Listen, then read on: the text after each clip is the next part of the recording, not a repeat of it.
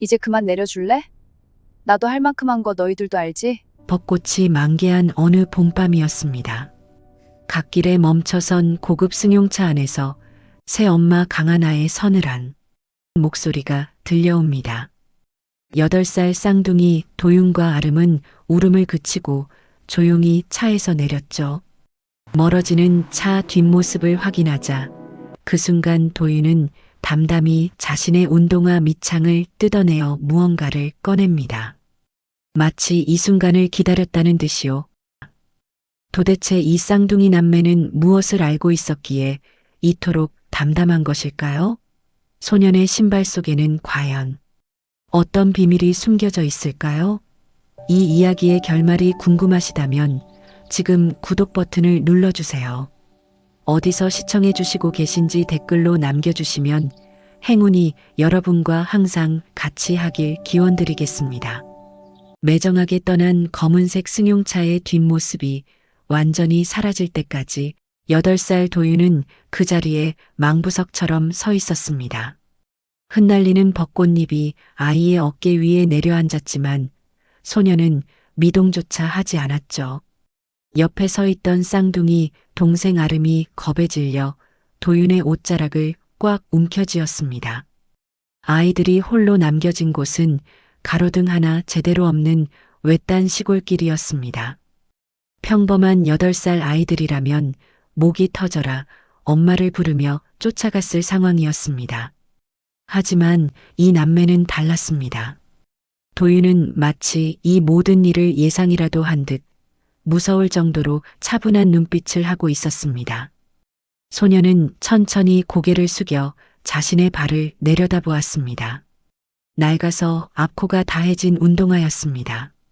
도윤은 주위를 한번 살피더니 길가에 털썩 주저앉았습니다. 그러고는 아무런 망설임 없이 자신의 운동화 밑창을 손톱으로 긁어 뜯어내기 시작했습니다. 옆에서 보던 아름이 숨을 죽인 채 그 광경을 지켜보았습니다. 쩍하고 갈라진 밑창 사이로 도윤이 품 안에서 소중하게 간직하던 꼬깃꼬깃한 종이 뭉치를 꺼냈습니다. 그 종이는 돌아가신 아버지가 남긴 마지막 흔적이었습니다. 어린 도윤은 알고 있었습니다. 새엄마 강하나가 왜 자신들을 이곳에 외면당하게 했는지, 그리고 저들이 그토록 찾아 헤매는 것이 바로 제 손안에 있다는 사실을 말입니다. 도윤은 그 소중한 종이 조각을 신발 밑창 깊숙한 곳에 밀어 넣었습니다. 그러고는 다시 밑창을 꾹꾹 눌러 닫았습니다. 아름아, 이제부터 우린 아무것도 모르는 거야. 알았지? 도윤의 목소리는 8살 아이의 것이라고는 믿기지 않을 만큼 낮고 단단했습니다. 아름은 오빠의 눈을 바라보며 말없이 고개를 끄덕였습니다. 두 남매는 그렇게 벚꽃이 비처럼 내리는 길 위에서 서로의 손을 맞잡았습니다. 잠시 후 저 멀리서 달구지 소리가 들려왔습니다. 새벽 일을 마치고 돌아오던 국밥집 주인 영숙이 길가에 웅크리고 있는 남매를 발견한 것입니다. 영숙은 깜짝 놀라 달려와 아이들의 몰골을 살폈습니다. 밤이슬에 젖어 파르르 떨고 있는 아이들을 보며 영숙은 혀를 찼습니다. 아이고, 이 어린 것들이 왜 이런 데 있어? 부모는 어디 가고? 영숙의 물음에도 도윤은 입을 굳게 다물었습니다. 대신 소녀는 일부러 초점 없는 눈으로 영숙을 바라보며 어눌한 표정을 지어 보였습니다. 그 순간부터 도윤은 스스로를 세상에서 가장 어리석은 아이로 만들기로 결심했습니다. 똑똑한 아이는 살아남을 수 없다는 것을, 저 무서운 어른들의 세계에서 동생을 지키기 위해서는 바보가 되어야 한다는 것을 본능적으로 깨달은 것입니다. 영숙은 대답 없는 아이들을 보며 가슴을 쳤습니다. 말도 못하는 애들인가 보네. 가엾어라. 영숙은 아이들을 이끌고 자신의 국밥집으로 향했습니다. 도윤은 영숙의 손에 이끌려 걸어가면서도 흙바닥에 닿는 운동화 밑창의 감촉을 온 신경으로 느끼고 있었습니다. 한 걸음 한 걸음 내디딜 때마다 발바닥에 전해지는 딱딱한 종이의 느낌. 그것은 도윤에게 고통인 동시에 유일한 희망이었습니다. 소녀는 다짐했습니다. 이 신발이 다 닳아 없어질 때까지, 아니, 제 목숨이 다하는 날까지 이 비밀을 지켜내겠다고 말입니다. 벚꽃 향기가 진동하는 시골 마을의 새벽, 그렇게 천재 소년의 기나긴 바보 연기가 시작되었습니다. 과연 이 어린 남매가 신발 밑창에 숨긴 그 종이 한 장으로 어떤 기적을 만들어낼 수 있을까요?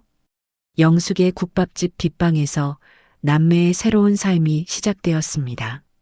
마을 사람들은 하루아침에 나타난 이 어린 남매를 보며 혀를 찼습니다. 특히 도윤을 향한 시선은 더욱 차가웠습니다. 번듯하게 생긴 외모와 달리 입을 꾹 다문 채 초점 없는 눈으로 허공만 바라보는 도윤을 보며 사람들은 앞다투어 한마디씩 던졌습니다. 멀쩡한 애가 어딘가 모자란 것 같다며 대놓고 수군거렸지만 도윤은 그 모든 소리를 못 들은 척 넘겼습니다. 도윤은 학교에 가서도 철저히 자신을 숨겼습니다. 시험을 치를 때면 아는 문제도 일부러 비껴갔습니다. 한 번 본 것은 사진을 찍듯 기억해버리는 천재적인 머리를 가졌지만 답안지에는 늘 엉뚱한 숫자들만 적어 넣었습니다. 선생님이 아무리 타일러도 도윤은 그저 해벌쭉 웃으며 고개를 떨굴 뿐이었습니다. 아이들은 그런 도윤을 바보 도윤이라고 부르며 괴롭히기 일쑤였습니다. 어느 날은 짓궂은 동급생들이 도윤의 낡은 운동화를 빼서 멀리 던져버린 적도 있었습니다. 평소라면 어떤 괴롭힘에도 반응하지 않던 도윤이었지만 그날만은 달랐습니다. 흙먼지가 묻은 운동화를 소중하게 가슴에 품고 부들부들 떠는 도윤의 모습에 아이들은 오히려 더 신이 나 놀려댔습니다. 도윤은 알고 있었습니다. 이 낡은 운동화 밑창 속에 든 것이 세상 밖으로 나오는 날 자신과 여동생의 운명이 송두루째 바뀔 것이라는 사실을 말입니다. 그래서 도윤은 매일 밤 아무도 모르게 운동화 밑창을 확인하고 또 확인하며 마음을 다잡았습니다.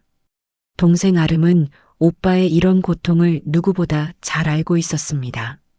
학교에서 돌아온 도윤의 옷에 흙이 묻어 있으면 아름은 말없이 수건을 가져와 오빠의 얼굴을 닦아주었습니다. 도윤은 오직 아름과 단둘이 있을 때만 아주 잠깐 눈에 생기를 띄었습니다. 하지만 그마저도 영숙 할머니가 방으로 들어오면 다시 초점 없는 바보의 얼굴로 돌아갔습니다. 세월은 야속하게 흘러 어느덧 10여 년이 지났습니다. 고등학교를 졸업할 무렵까지도 도윤은 동네의 유명한 바보로 살았습니다.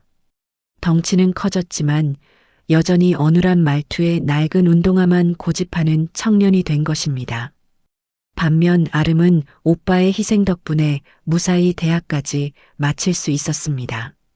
아름은 낮에는 직장에 다니고 밤에는 도윤이 시키는 대로 마을 주변의 이상한 움직임이나 재단에 대한 소식들을 남몰래 기록해 나갔습니다. 마을 사람들은 여전히 도윤을 무시했습니다. 무거운 짐을 옮겨야 할 때나 굳은 일이 생기면 어김없이 도윤을 불러냈습니다. 도윤은 군말 없이 그 모든 일을 해내며 사람들의 머릿속에 부려먹기 좋은 바보라는 인식을 확실히 심어주었습니다. 그렇게 자신을 낮추고 또 낮추는 동안 도윤의 머릿속에는 거대한 지도가 그려지고 있었습니다. 아버지를 죽음으로 몰아넣고 자신들을 세상 끝으로 밀어낸 강하나에 대한 복수의 지도가 완성되어 가고 있었던 것입니다. 영숙은 그런 도윤을 보며 가끔 깊은 한숨을 내쉬었습니다. 눈치가 빠른 영숙은 도윤이 가끔 보여주는 날카로운 눈빛을 놓치지 않았습니다.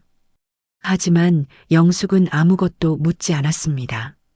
대신 그저 따뜻한 국밥 한 그릇을 더 내어주며 도윤의 등을 토닥여줄 뿐이었습니다. 어느덧 20대 후반이 된 도윤에게 마침내 기회가 찾아왔습니다. 바로 자신들을 외면했던 새엄마 강하나가 운영하는 은총복지재단에서 일용직 허드렛 일꾼을 구한다는 소식이었습니다. 아름은 위험하다며 만류했지만 도윤의 결심은 확고했습니다. 도윤은 10수년 전 그날처럼 다시 한번 낡은 운동화 끈을 꽉 조여맸습니다.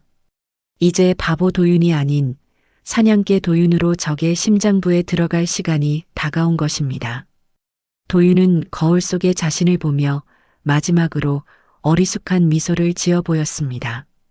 그 미소 뒤에 감춰진 서늘한 진실을 강하나는 결코 짐작조차 하지 못할 일이었습니다.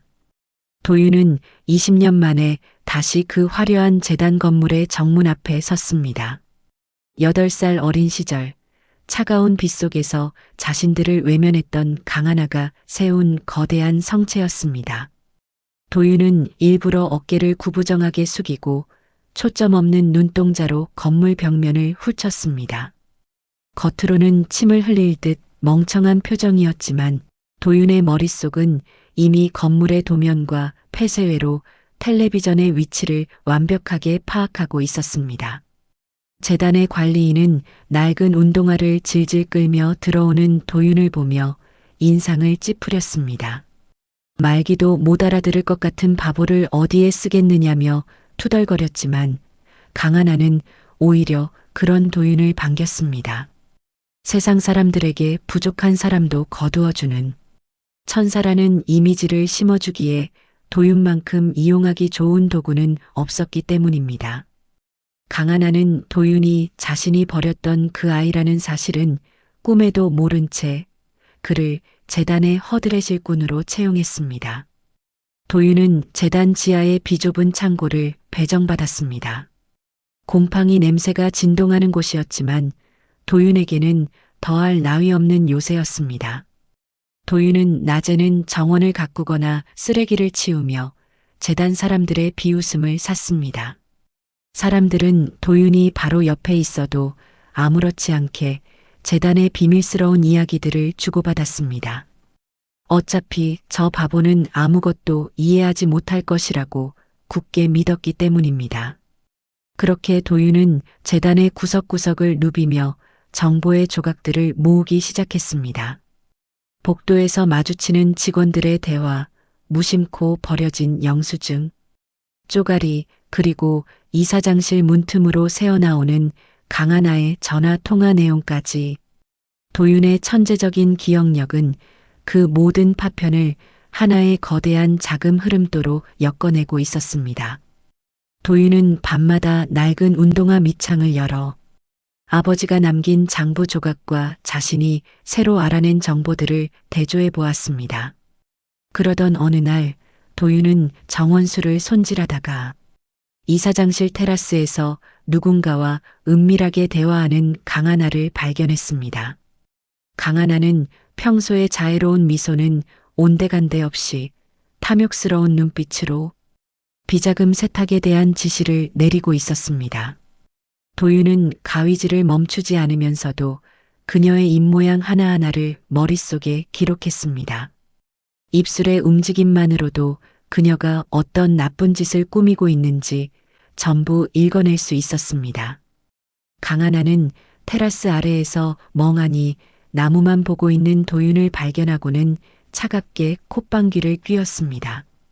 그녀는 도윤을 향해 먹다 남은 과일 껍질을 던지며 비아냥거렸습니다. 하지만 도윤은 화를 내기는커녕 그 껍질을 주워 먹는 신용을 하며 더욱 바보처럼 웃어 보였습니다. 강하나는 그런 도윤을 보며 낄낄거렸지만 정작 도윤의 신발 속에서는 강하나를 파멸로 몰아넣을 거대한 진실이 조금씩 자라나고 있었습니다. 도윤은 아름에게 몰래 메시지를 보냈습니다.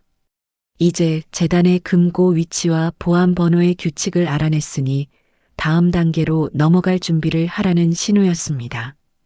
아름은 떨리는 마음으로 오빠의 지시를 따랐습니다. 남매는 알고 있었습니다. 이제 곧 평생을 기다려온 복수의 시간이 시작될 것이라는 사실을 말입니다. 도윤은 다시 낡은 운동화를 신고 재단의 어두운 복도를 걸어갔습니다. 사람들은 여전히 그를 향해 손가락질하며 웃어댔지만 도윤의 가슴 속에서는 20년간 묵혀온 뜨거운 불꽃이 타오르고 있었습니다. 강하나가 가장 높이 올라갔을 때 그 발밑을 무너뜨리기 위한 도윤의 완벽한 계산은 이제 막바지에 다다르고 있었습니다. 재단의 안주인 강하나는 갈수록 치밀해지는 검찰의 수사망을 피하고자 머리를 굴리기 시작했습니다. 자신의 손에 피를 묻히지 않고 모든 비난을 뒤집어 씌울 적당한 재물이 필요했던 그녀의 눈에 들어온 것은 매일 정원을 쓸며 바보처럼 웃고 있는 도윤이었습니다. 강하나는 도윤을 이사장 직속 관리인이라는 그럴싸한 직함으로 격상시키며 재단의 중요 서류에 그의 도장을 찍게 했습니다. 도윤은 아무것도 모른다는 표정으로 그저 강하나가 주는 사탕 하나에 세상을 다 얻은 듯한 미소를 지으며 하얀 종이 위에 인감 도장을 꾹꾹 눌러 찍었습니다. 직원들은 그런 도윤을 보며 혀를 찼습니다. 제 앞가림도 못하는 바보가 결국 큰일을 당하게 생겼다며 뒤에서 수군거렸지만 도윤은 그 모든 소리를 빗자루 소리에 묻어버렸습니다. 사실 도윤이 찍은 도장과 서류들은 모두 강하나의 횡령 증거들이었습니다. 하지만 강하나가 간과한 사실이 하나 있었습니다. 도윤은 도장을 찍는 그 짧은 순간에도 서류에 적힌 복잡한 계좌번호와 금액 그리고 자금의 출처를 단 한 글자도 틀리지 않고 머릿속에 통째로 복사해 넣고 있었다는 점입니다. 어느 날 밤 도윤은 강하나가 퇴근한 틈을 타 이사장실 금고에 접근했습니다. 낮에 보았던 장부의 원본을 확인하기 위해서였습니다. 소리 없이 금고 번호를 누르는 도윤의 손길은 정원 가위를 휘두를 때와는 전혀 딴판이었습니다. 마침내 금고 문이 열리고 아버지가 죽기 직전까지 매달렸던 재단의 진짜 지분 서류를 찾아낸 순간 갑자기 이사장실의 불이 환하게 켜졌습니다. 문 앞에는 잊어버린 물건을 찾으러 돌아온 강하나가 서 있었습니다. 도윤은 심장이 멎을 것 같은 공포를 느꼈지만 찰나의 순간에 바닥에 주저앉아 금고 안에 있던 금괴를 입으로 가져가 깨무는 신용을 했습니다.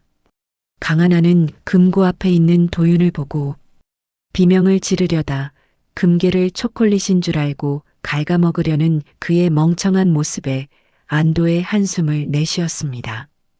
그녀는 도윤의 뺨을 세차게 내리치며 더러운 손으로 어딜 만지느냐고 소리를 질렀습니다. 도윤은 바닥을 뒹굴며 잘못했다고 싹싹 빌었습니다. 강하나는 그런 도윤을 발로 차며 다시는 이 방에 들어오지 말라고 경고한 뒤 쫓아냈습니다. 방을 나온 도윤의 입가에는 붉은 피가 흘렀지만 그의 눈은 그 어느 때보다 차갑게 빛나고 있었습니다.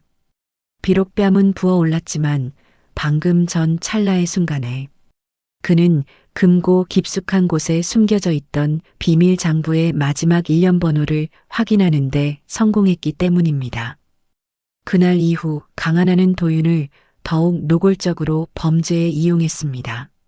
재단의 이름으로 거액의 대출을 받으면서 채무자의 이름에 도윤의 이름을 올렸고 비자금이 흘러들어가는 페이퍼 컴퍼니의 대표직에도 도윤을 앉혔습니다. 도윤은 아름에게 이 모든 상황을 전달하며 이제 곧 결전의 날이 다가오고 있음을 알렸습니다. 아름은 오빠가 겪는 수모에 눈물을 흘렸지만 도윤은 오히려 동생을 다독였습니다. 이제 강하나가 설계한 덫은 완벽해 보였습니다. 그녀는 조만간 검찰에 익명의 제보를 넣어 모든 죄를 도윤에게 씌우고 자신은 자애로운 후원자로 남을 계획을 마쳤습니다. 하지만 그녀는 알지 못했습니다. 자신이 도윤의 목에 걸었다고 믿었던 그 밧줄이 사실은 자신의 목을 조이게 될 단두대의 줄이라는 사실을 말입니다. 도윤은 낡은 운동화 밑창 속의 장부 조각을 만지며 강하나의 몰락을 위한 마지막 계산을 끝마쳤습니다. 폭풍전야와 같은 고요함 속에서 도윤은 다시 빗자루를 들었습니다. 이제 곧 세상을 뒤흔들 거대한 반전이 시작되려 하고 있었습니다. 재단 설립 기념일을 앞둔 어느 평화로운 오후였습니다. 화려한 화단 뒤에서 잡초를 뽑고 있던 도윤의 귀에 요란한 사이렌 소리가 들려왔습니다. 검찰 수사관들이 들이닥치자 재단은 순식간에 아수라장이 되었습니다. 강하나는 미리 준비라도 한 듯 눈물을 훔치며 수사관들을 이사장실로 안내했습니다. 그녀의 손가락은 정확히 정원에서 흙을 묻힌 채 멍하니 서 있던 도윤을 가리키고 있었습니다. 수사관들은 도윤의 지하 창고를 샅샅이 뒤졌습니다.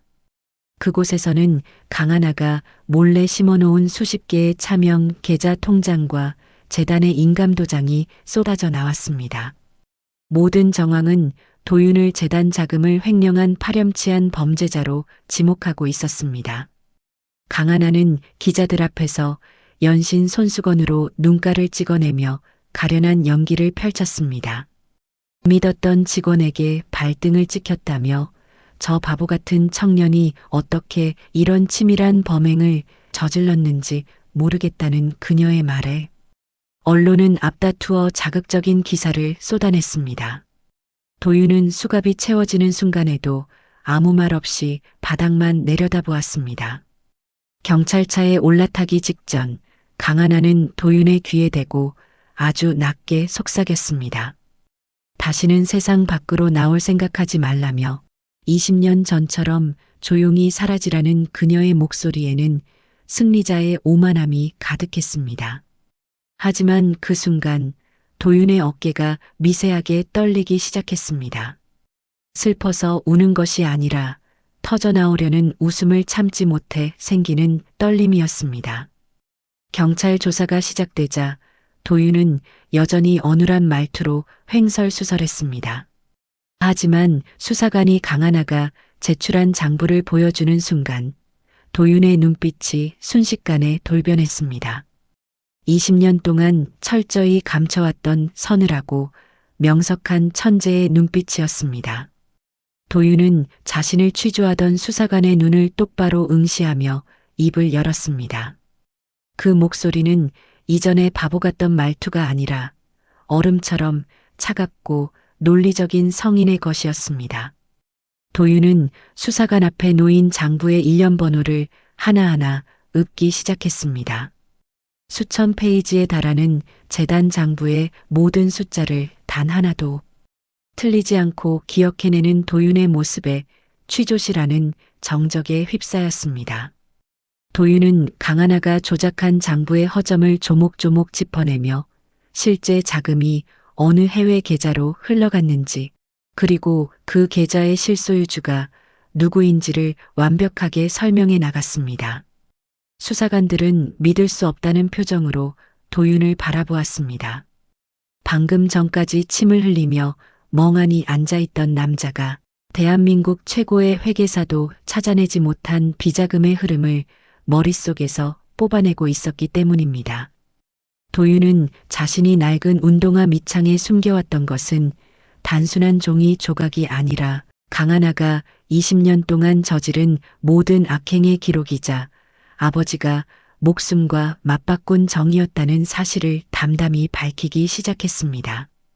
그 시각 승리를 확신하며 와인을 마시고 있던 강하나는 자신의 휴대전화로 전송된 영상 하나를 보고 비명을 질렀습니다. 영상 속에는 그녀가 도윤에게 횡령 서류를 건네며 비웃는 장면과 비밀, 금고에서 돈을 빼돌리는 모습이 생생하게 찍혀 있었습니다. 도윤의 지시에 따라 아름이 설치한 초소형 카메라가 모든 진실을 포착하고 있었던 것입니다. 도윤은 이제 더 이상 도망칠 곳 없는 쥐가 아니었습니다. 그는 사냥꾼이 쳐놓은 덫을 부수고 나와 오히려 사냥꾼의 목을 겨누는 맹수로 변해 있었습니다. 수갑을 찬 채 취조실 의자에 깊숙이 몸을 기댄 도윤은 창밖의 달을 보며 조용히 미소 지었습니다. 이제 이 지독한 연극을 끝낼 마지막 무대인 재단 기념식만 남겨두고 있었습니다. 은총복지재단의 설립 기념식장에는 수많은 정재계 인사들과 취재진이 몰려들었습니다. 강하나는 우아한 드레스 차림으로 단상에 올라 자신을 향한 찬사에 취해 있었습니다. 그녀는 횡령 혐의를 받던 관리인이 구속되었으니 재단은 더욱 투명하게 운영될 것이라며 뻔뻔하게 미소 지었습니다. 사람들은 그녀의 가증스러운 연기에 박수를 보냈고 강하나는 세상 모든 것을 다 가진 기분이었습니다. 그때였습니다. 행사장 뒤편에서 수갑을 차지하는 도윤이 정장을 차려입고 당당하게 걸어 들어왔습니다. 사람들은 수사 중이어야 할 범죄자가 어떻게 나타났느냐며 웅성거리기 시작했습니다. 당황한 강하나가 경비원들을 불렀지만 도윤의 곁에는 수사관들이 호위하듯 함께 서 있었습니다. 도윤은 단상 위로 성큼성큼 걸어 올라가 강하나의 마이크를 넘겨받았습니다. 도윤이 입을 여는 순간 행사장은 찬물을 끼얹은 듯 조용해졌습니다. 도윤의 목소리는 마이크를 타고 행사장 구석구석을 쩌렁쩌렁하게 울렸습니다. 그는 20년 전 벚꽃이 흩날리던 밤에 자신들이 왜 길가에 남겨졌어야 했는지, 그리고 강하나가 어떻게 아버지의 재산을 가로채고 자신들을 외면했는지 하나하나 의조리기 시작했습니다. 그의 뒤에 있는 대형 스크린이 갑자기 켜지더니 강하나가 감추려 했던 비밀들이 쏟아져 나왔습니다. 도윤이 머릿속에 기억해 두었던 복잡한 자금 흐름도가 화려한 그래픽으로 재구성되어 화면을 가득 채웠습니다. 강하나가 도윤의 이름을 도용해 만든 유령 회사들의 목록과 그녀가 직접 뇌물을 건네는 모습이 담긴 고화질 영상이 차례로 터져 나왔습니다. 아름이 목숨을 걸고 수집했던 결정적인 증거들이 빛을 발하는 순간이었습니다. 강하나는 사색이 되어 도윤의 옷자락을 붙잡으려 했지만 도윤은 차가운 눈길로 그녀를 밀쳐냈습니다. 도윤은 바보처럼 웃던 어제의 모습은 온데간데 없이 이 자리에 모인 그 누구보다 지적이고 압도적인 위엄을 뿜어내고 있었습니다. 그는 강하나가 조작했던 장부의 원본 데이터를 실시간으로 복구하며 그녀가 숨겨놓은 수천억 원대의 비자금 계좌 비밀번호를 대중 앞에서 하나하나 입력해 보였습니다. 사람들은 경악을 금치 못했습니다. 자신들이 천사라고 믿었던 여자가 실상은 어린 남매의 인생을 짓밟은 괴물이었다는 사실에 분노했습니다. 기자들의 카메라 플래시가 강하나의 일그러진 얼굴을 향해 소나기처럼 터졌습니다. 강하나는 소리를 지르며 발악했지만 이미 세상 모든 사람에게 그녀의 추악한 민낯이 공개된 뒤였습니다. 도윤은 마지막으로 강하나를 똑바로 응시하며 말했습니다. 당신이 가장 화려하게 빛나는 오늘을 몰락의 날로 정하기 위해 지난 20년을 견뎌왔다고 말입니다. 도윤의 목소리에는 복수의 쾌감보다는 오랜 숙제를 끝낸 사람의 평온함이 서려 있었습니다. 그는 이사장실 금고에 있던 가짜 유산 대신 아버지가 진짜로 남기고 싶어 했던 정의를 세상에 증명해 보였습니다. 행사장 밖으로 끌려나가는 강하나의 뒷모습을 보며 도윤은 깊은 숨을 내쉬었습니다.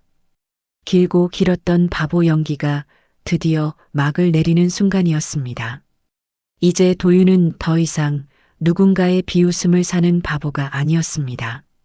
동생을 지켜내고 아버지의 이름을 되찾은 세상에서 가장 강하고 똑똑한 오빠로 우뚝 섰습니다.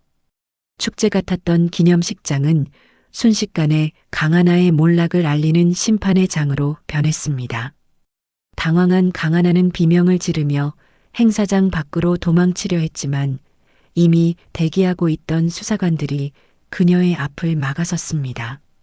화려한 드레스는 구겨지고 우아했던 머리카락은 헝클어진 채 그녀는 끝까지 자신은 모르는 일이라며 발악했습니다.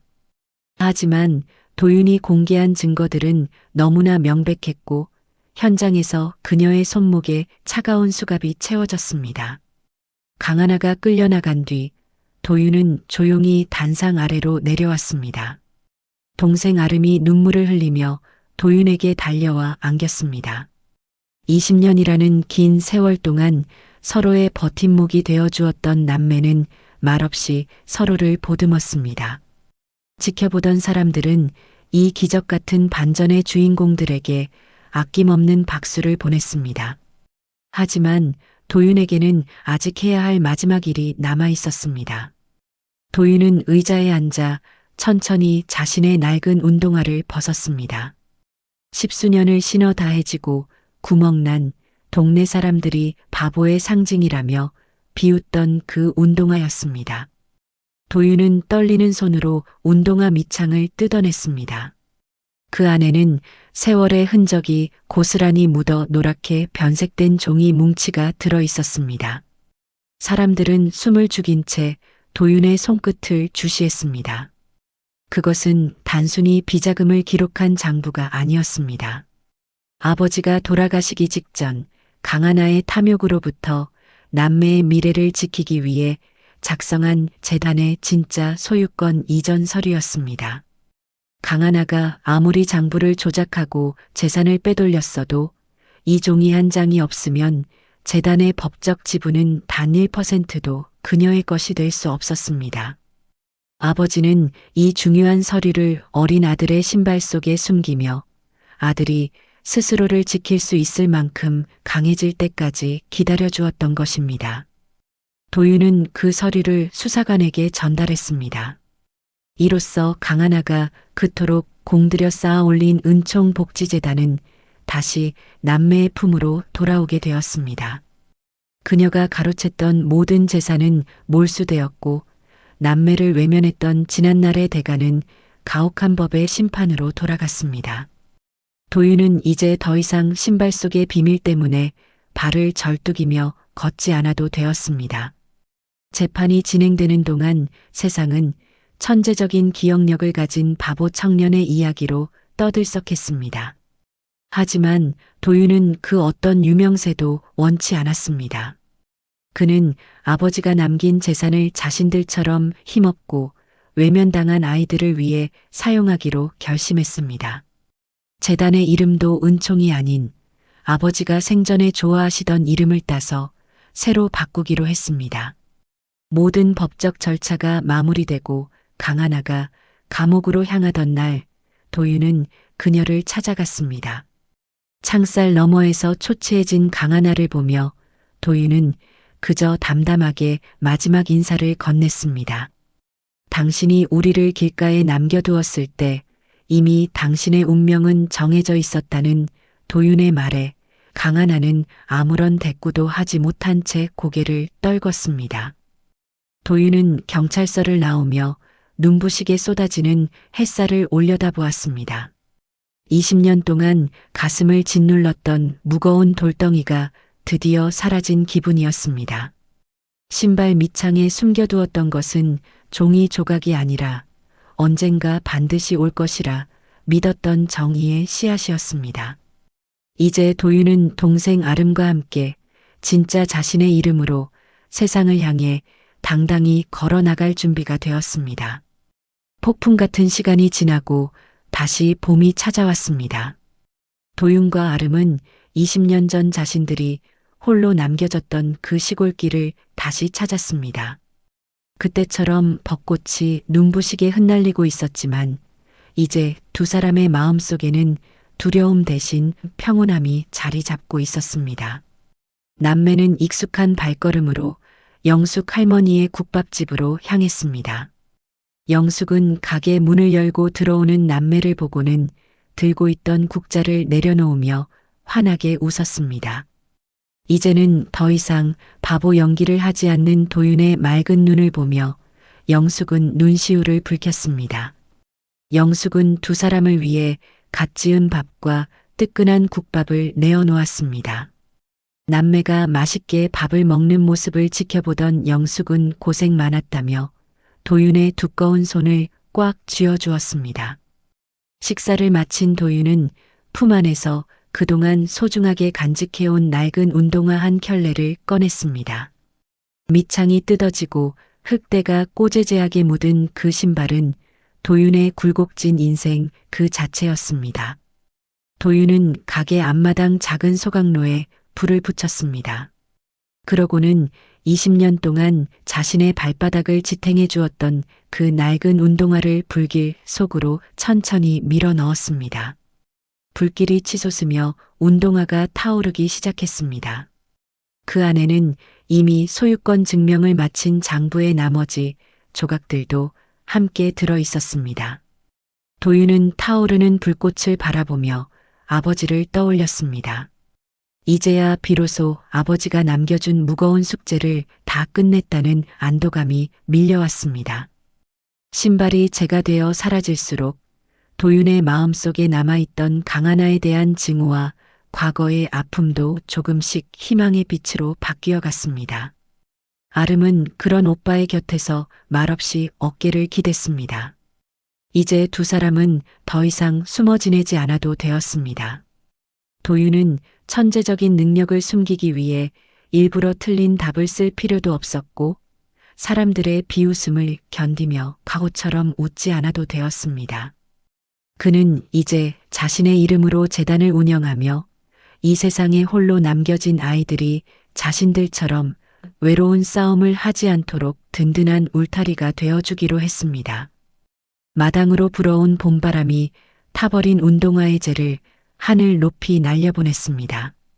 그 모습은 마치 자유를 찾아 날아가는 한 마리의 새 같았습니다.